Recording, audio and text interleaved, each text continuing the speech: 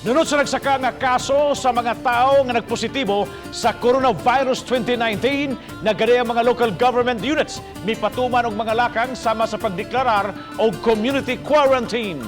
Lakip sa mga nipatuman ang dakbayan sa Sugbo ug ang lalawigan sa Bohol.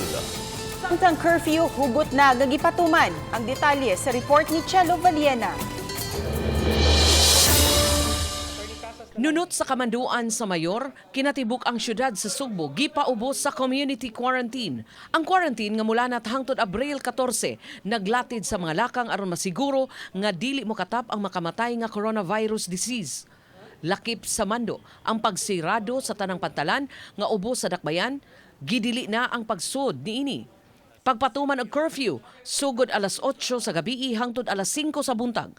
Ang mga dagkong malls o establishmento gimanduan sa pagpamubo sa ilang operating hours. Ang klase sa tanang pampubliko o pribadong eskwelahan gisuspend hangtod sa Abril 14. Gimanduan ang mga pampublikong sakyanan sa pagpatuman sa social distancing o ang paglagyo sa mga pasahero. We should always be proactive, we should be precautionary. Di ta maghuwat nga naay mahitabo, no? Kay duda man to, no? Pero wa pala confirmation. So dili ta maghuwat nga dunay confirmation. Let's nip in the bud. Muna gingon, an ounce of prevention is better than a pound of cure. Sa silingang probinsya sa Bohol, nagsugod karong adlaw ang community quarantine hangtod na sa Abril 20. Subay niini, dili usa pasudlon ang mga langyaw ingon man ang mga Boholano nga manguliay.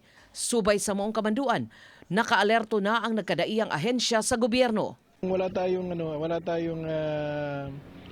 consideration talaga pag compliance ng mga directives para makita natin talaga kung anong epekto nitong community quarantine. Kaya sabi pa ng gobernador na 4 days o 5 days lang ito para ma-check natin talaga at mapoprotektahan natin ang Bohol sa mga itong sa virus. Definitely all our policemen are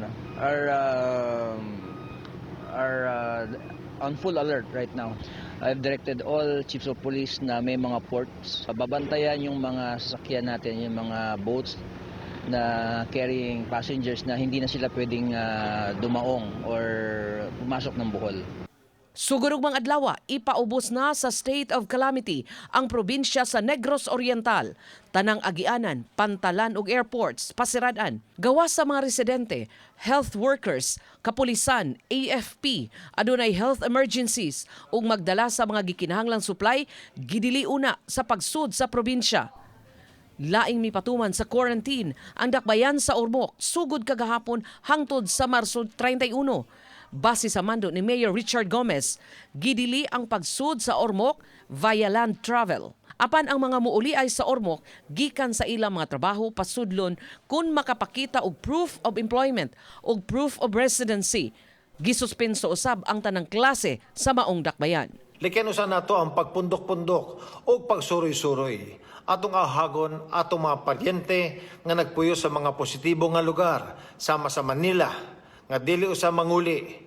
If you love their families, you should sacrifice and should not come home until the situation gets better. Chelo Valiena, Balitang Bisdak.